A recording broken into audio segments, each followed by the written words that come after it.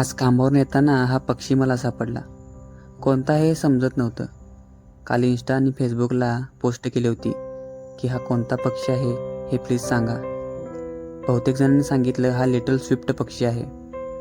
या पक्षाला वाचवल्याबद्दल आईने कौतुकाची थाप माझ्या पाठीवर दिली.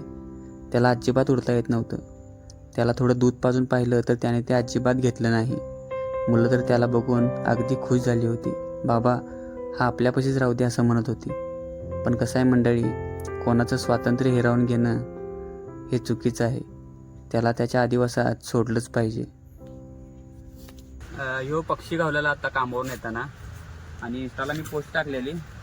त्याचं नाव मला त्या म्हणजे फॉलोअरकडूनच कळालं मला. त्याचं नाव लिटल स्विफ्ट आहे आणि हा पक्षी 200 दिवसापर्यंत आकाशात उडू शकतो. बहुतेक दमून खाली पडला असेल, त्याला उडता येत नव्हतं.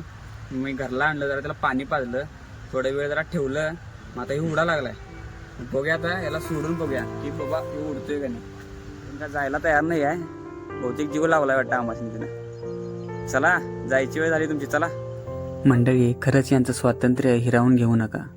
यांना जरी बोलता येत नसेल तरी यांना सुद्धा या निसर्गात मुक्त संचार करण्याचा अधिकार देवाने दिलाय. मग आपण यांना बंदिस्त ठेवणारे कोण?